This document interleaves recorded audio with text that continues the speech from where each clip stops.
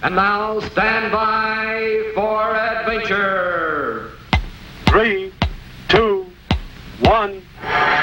In the exciting story of Shadows of Suspicion. Bleep, Squeak, and Scratch spent many happy days at their home base on Earth, 00 Island. The Colonel kept busy with new experiments in his lab. Scratch spent many happy hours digging away in the garden, and Squeak played with his favorite toy, a little wooden puppet. Squeak loved this toy, perhaps because he himself was made of choice lumber. A block of delicate white pine for his head, and a board of sturdy oak for his body. Yes, little Squeak was really a wooden puppet, but few could have guessed that he was anything other than a real and very natural little boy. For he certainly was full of mischief like most real little boys, as his friends knew too well. Bleep still recalls the shock of dashing about for almost an hour, dodging what he believed to be flashing meteorites, only to discover later that little Squeak had slipped a handful of fireflies into the Colonel's helmet, just for fun. Another time, Bleep awoke from a sound sleep to find himself covered with green and yellow spots, a sure sign of Futurian frog pox. But little Squeak knew that the colorful dots on the spaceman's helmet were just dabs of paint, for the puppet had put them there himself, just for fun. But it was poor Scratch, the good-natured caveman, who suffered most from this puppet trickery.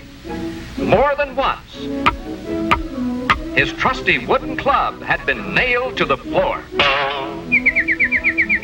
And who can recall how many times a scrumptious coconut pie had a hidden balloon inside, just waiting for poor Scratch's knife or fork? Squeak's favorite prank, however, was making shadow pictures on the wall by holding his fingers in front of a bright candle. He would create the shadow of a wolf, then signal for help, and Scratch would dash to the rescue, only to find the puppet rocking with laughter at his joke. The caveman had been fooled by Squeak's shadow pictures of a giant crab, a monstrous crocodile, and a ferocious ostrich. At last, Scratch had vowed never to be tricked again. Then, one day, it happened. Bleep had blasted off for a closer look at a storm cloud approaching the island. Scratch was inside his cave, carving a new wooden club, and Squeak was fishing in the brook by the waterfall. At the first raindrop, Squeak dashed for the nearby shelter of Scratch's cave. Now, no one had noticed that a giant tropical spider had just spun its huge web across the cave entrance, and poor Squeak ran smack into this deadly trap. Scratch looked towards the doorway to see the puppet snared in the giant web, but as he watched, the stormy sky outside made his poor struggling friend look like just another of Squeak's own shadow tricks. And Scratch returned to his club carving, determined not to be fooled again, and never dreaming that his little friend was really in trouble this time.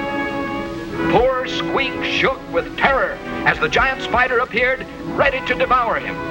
It would be all over in a flash. And it was, but the flash was from a powerful bolt of Bleep's atomic energy.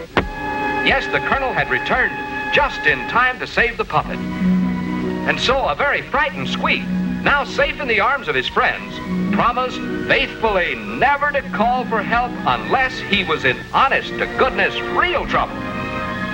For now he knows that a foolish trick can sometimes cost a life.